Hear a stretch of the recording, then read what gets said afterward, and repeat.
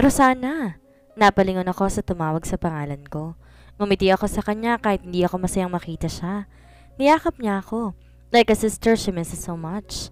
Athena! Sambit ko. Andito na sila. Andito na siya. Kamusta? Tanong niya kagad nang humiwalay siya sa pagkakayakap sa akin. Ayos lang.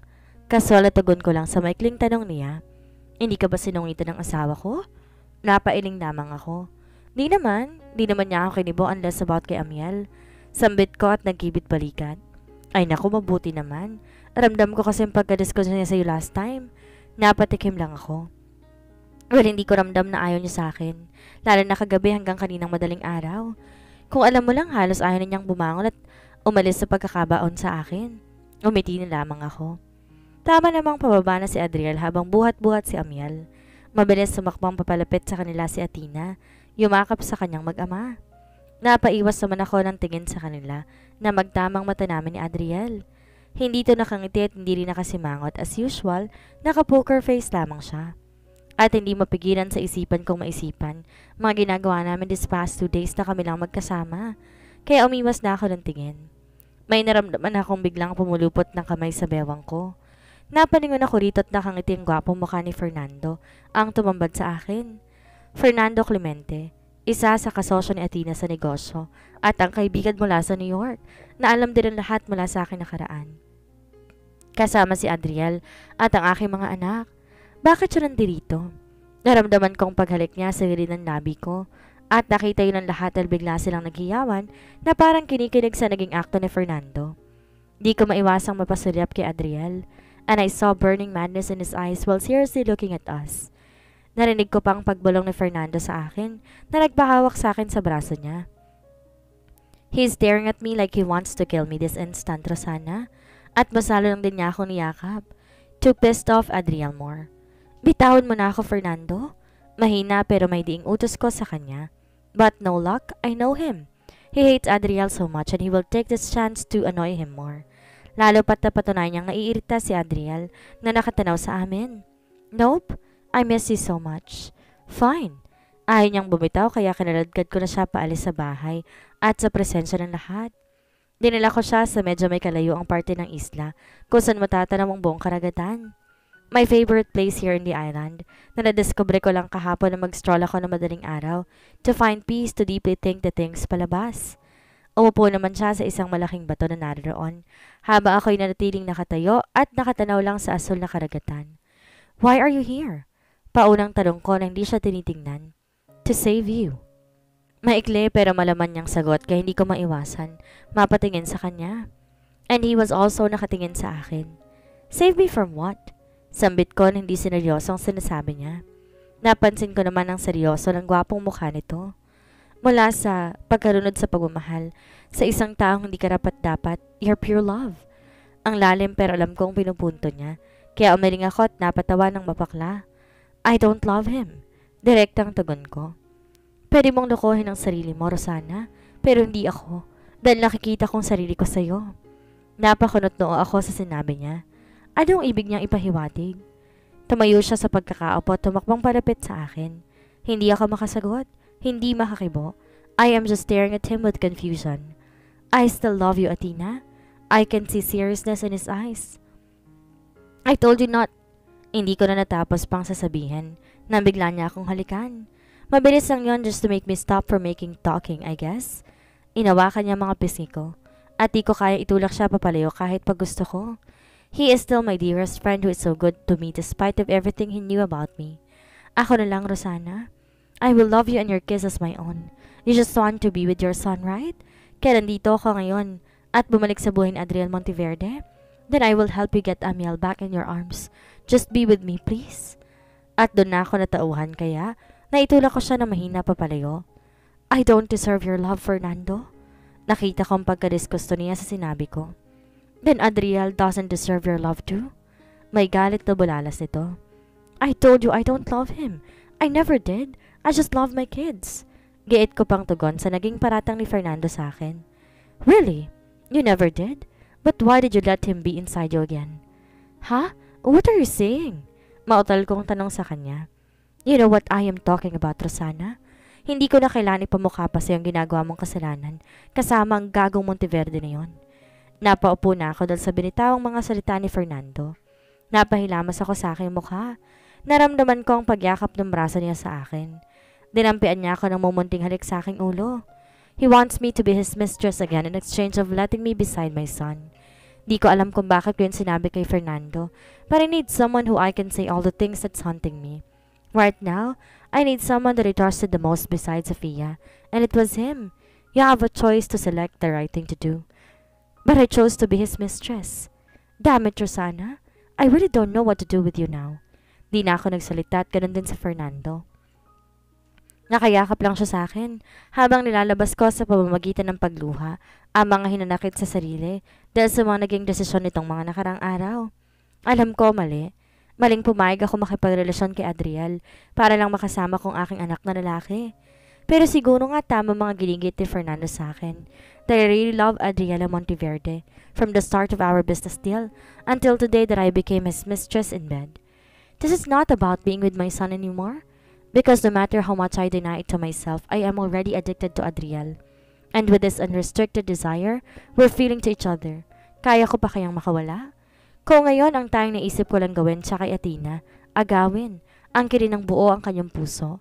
Kung di lang para bigyan ng buong pamilyang anak ko, kundi para na rin sa ikaliligaya ko, kahit may malit masasaktan akong ibang tao. Athena's POV. Kailangan ba nakatupis yung modelo ninyo? Napatin ako kay Adriel na nakatayo sa tabi ko. Buhat-buhat si Amiel. Nasa beachfront kaming lahat para sa magazine photoshoot ni Rosanna. Napasimangot ako at kinuha si Amiel sa kanya. Pinaupo ko naman mga hita ko ang anak namin. Busy ito sa kinakain niyang popsicle. Of course, island and beach ang tema namin for the next month.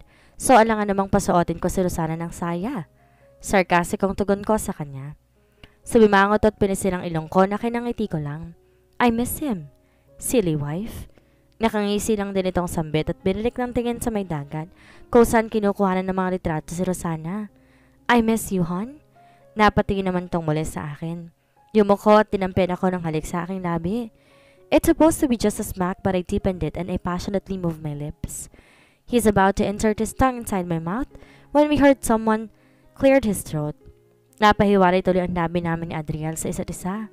Napatingin ako na masama sa taong ng istorbo sa amin. It's Fernando. He smirked at me. Istorbo ka, Fern? What do you want?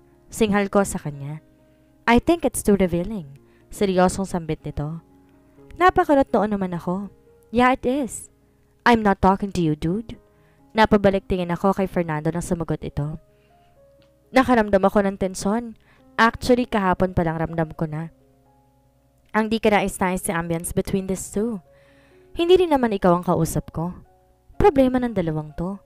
Sirenyasan ko naman si Alan Lusing na kunin muna nito si Amiel sa akin. Baby, pasok ka muna sa house, okay? Kausap ko kay Amiel. Tumungo naman ito. Yes, mommy. At naglakad na to kasama si Aling Lusing papasok ng bahay. Tumayo naman ako at tumingin sa dalawang lalaki na parehas nakatingin lang sa gawin ni Rosanna at ng mga staffs ko. Hey Ferd, what's so revealing? Tanong ko. Tumingin naman ito sa akin. Rosanna's clothes. Maikling sagot niya. Tumingin naman ako sa gawin ni Rosanna and examined her outfit. What's the problem? Ang sexy niya, ni Rosanna sa two-piece niya, and she can slay it. Sumimangot naman si Fernando. Victoria's Secret model. Komplimento ko pa. Why? Napangisi ako. What's the real deal between you and Rosanna? Tanong ko. Ngumisi naman to pero napansin ko pa ang pagsulyap niya sa asawa ko. Nakita ko naman ang pagtingin din ni Adriel sa kanya na seryoso. I love her and I want to marry her. Kininig naman ako sa isinagot ni Fernando sa akin. Kaya't napayakap ako sa braso ni Adriel. Support kami ni Adriel dyan. Why not propose to her at Saturday? Mahinang bulalas ko para hindi na mapansin ni Rosanna. How I love surprises. Napatay naman si Fernando kay Adriel. Your husband doesn't look happy. About it. Nakangising sabi pa nito. Oh, come on, hon. I saw how Fernando doesn't take good care of Rosanna when we are in New York. He really loves her. And I think Rosanna deserves to be loved and to be loved by a man like him. Nakangiti namang informa ko kay Adriel. Pero nawala ang ngiti ko nang may mapansin ako na kakaibang emosyon sa mukha ng asawa ko. He somehow looks mad. Kanina naman kaya? Tinanggal niya ang pagkakayakap ng kamay sa braso niya. He is about to turn his back and walk his way inside the house nung sumigaw ang isang staff ko. Help! Si Miss Rosana. Help! Naramdaman ko na lamang ang hanging dumadampi sa balat ko na mabilis na dumaan patabi sa Adriel sa gawin naman ni Rosana. Ganoon din naman si Fernando. Kaya tumakbo na rin ako papunta sa gawin nila. And there I spotted my husband, giving Rosana a mouth-to-mouth resuscitation while pumping her bare chest. Adriel touching and kissing Rosana. Damn it! Why am I watching my husband helping the woman he truly loves? He looks hopeless. Bigla namang umubo si Rosana. At nilabas ito ang mainom na tubig dagat. Nakita ko ang relief sa mukha ng asawa ko nang magkamali na siya. I want to feel that way also, but my heart is saying that something is not right, kaya hindi ako makaramdam ng kapanatagan. Mabilis naman niyakap ni Fernando si Rosana. I thought I have lost you. Rosana's POV. Okay ka na ba? Tanong ni Fernando. Nandito siya sa kwarto ko ngayon. Inaalagaan at inaalalayan ako. Tumango lang ako bilang pagtugon. Binibisita ba ako ni Adriel? Out of nowhere tanong ko. Basta naisip ko na lang itanong. Di ko pa kasi siya nakikisalamuha kaninang umaga na makarecover ako sa pagkalunod ko. Hindi. Pwede ba, Rosana? Isipin mo muna ang kalagayan mo. Namumutla ka pa oh. Pangaral ni Fernando. Ngumiti naman ako at inabot ang kamay niya. Thank you for saving my life. At niyakap ko siya. It's not... May sasabihin sana to pero biglang may pumasok sa kwarto ko at tumikim. Kaya napabitaw ako. Kamusta ka na, Rosana? Tanong at upo ni Athena sa kama ko. Hinawakan niyang kamay kong may swero. Kailangan ko kasing lagyan ng dextrose para manumbalik ang lakas ko. Eto, medyo okay na. Sagot ko at kumiti. Sorry ha? Napakunot noo ako. You didn't have to say sorry about what happened to me. It's an accident at ako tong si Gaga. Hindi ko sa inyo sinasabing di ako marunong lumangoy. Sambit ko. Mabuti na lang Fernando is there to save my life. Nakita ko ang pagsama ng timpla ng mukha ni Adriel. Nagtaka ako pero ayoko siyang tanungin. Lalo pat ang alam ni Athena ayaw sa akin ang asawa niya. Actually about that, Raf, it's not me who saved you from dying. Sambit ni Fernando na nagpakunot noo sa akin. Then who? Nasagot naman ang piping tanong ko na sumalyap si Fernando kay Adriel. It's him, Adriel. Ito ba ang sinasabi nilang butterflies in your stomach kapag nakaramdam ka ng biglang pagkakaba at di mo alam ang magiging reaction mo towards this kind of situation? Salamat. Di ko alam ang sasabihin but then I need to say something so thank you is already enough. I guess. Inirapan lang ako ni Adriel nang sabihin ko yun sa kanya. Napatingin ako kay Athena. Napansin ko ang biglang pananahimik nito. Kaya pinisil ko ang kamay niyang nakahawak sa akin. Bigla naman itong ngumiti. Not a genuine smile that she always gives me. Hindi rin kaplasikan. Parang pinilit lang ngumiti just to show na okay lang siya. You look pale. Komento ko. Umiling siya. Pagod lang siguro. Anyway, late na rin and you need to rest. I-cancel ako na lang photoshoot schedule mo bukas. Just take a break. Sambit niya. No, I mean... Last day ng photoshoot bukas and we need to finish it by tomorrow, diba? Dahil birthday preparation na ni Amiel the next day at darating na rin naman kamag-anak ninyo. Okay naman ako so let's just do it tomorrow. Get ko pa. Nakita ko ang pag-aalala sa mukha nito pero di kalaunan ngumiti rin siya. Okay, so sige na magpahinga ka na. At tumakbang sila palabas ni Adriel. Actually nauna siyang lumabas kaysa kay Athena. He looks strangely mad. At me, I guess. Nagising ang diwa ko dahil sa pakiramdam na parang may nakamasid sa akin. Pero natatakot akong magmulat ng mata dahil alam ko nakapatay ng ilaw ng kwarto ko maliban sa lampshade na nasa silid ng kama. It is creeping me out. I stayed calm and pretend to be sleeping na parang lumundo ng dulo ng kama ko. Someone just sit there. I know you're awake, Rosana. Napamulat ako nang biglang marinig ang boses niya. Sobrang lapit ng mukha niyang tumambad sa akin. So close na dumadampi sa mukha kong mabango niyang hininga. What the... Di ko na ituloy ang sasabihin ko nang bigla niya akong hinulikan. Tumugon ako sa mga halik niya na tila isang taon namin hindi nakita at nakasamang isa't isa. Nanguhubaran niya na sanang damit ko siya namang pigil ko sa kanya dahil nakaswero pa ako. Hindi pa kasi naubos ang dextrose ko. Ayaw niya magpapigil kakahalik sa leg at labi ko. He even inserted his hand inside my blouse to reach and touch my bare mounds. Napaungol ako at napatingin siya sa akin. Your dextrose is already empty. Makabulohang sambit nito. Napakunot noo akong napatingin sa dextrose kong nakasabit sa isang stand sa tabi ng higaan ko. Binalik kong tingin sa kanya. Nakita kong pangisi niya sabay ayos ng pagkakaapo sa tabi ng kama. Abot ng kamay ko ang swero. Can you do it? Of course. Pumasok ako sa military before at tiniruan kami ng basic first aiding. Sambit niya na kinakibit balikat ko. Hinayaan ko siya sa kanyang ginagawa. Marahan niyang kinuha sa pagkakatusok sa kamay kong swero. Di ko maiwasang kiligin sa gesture ng kanyang ginagawa. Dahil habang tinatanggal yon, hinihipan niya ito para siguro mawala yung hapde. There, done. Anong weekend ka dyan? We need to talk. Pigil ko pa sa sasabihin niya. Inayos niyang isang tabi ang walang namang dextro sa swero at muli umupo sa gilid ng kama. Oo nga, ano bang sabi ko? We can talk, I am about to say. Ngumisit at inabot ng kamay ko. Bakit parang kinilig ako sa gesture na ginawa niya? Hindi ka na dapat pumunta rito ng gantong oras. Sambit ko. I am just visiting the person I saved this morning. Masama ba yun? Tugon niya naman. Oo nga pala. Siya nagligtas sa akin. Thank you pala. Sabi ko na lang. Mukhang napilitan ka lang magpasalamat. Bakit? Na-disappoint ka bang hindi ang Fernando na nag-CPR sa'yo at nag-pump ng dibdib mo to revive you? May iritasyon sa boses sa sagot niya. Di naman sa ganon. I'm still just overwhelmed sa nalaman ko. Thank you for saving me. Sobrang nasiyahan nga ako na malaman ko ikaw pala yun eh. Ngumiti akong abot deng at yumakap sa kanya. Naramdaman kong pagdampi ng kanyang labi sa aking leeg. He kissed me there na nagpahigpit ng pagkapit ko sa kanya.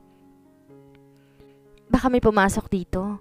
Sambit ko pero hindi ko siya maitulak patayo. Sa kadahilan ng gusto ko rin talagang nangyayari sa aming dalawa ngayon. Who?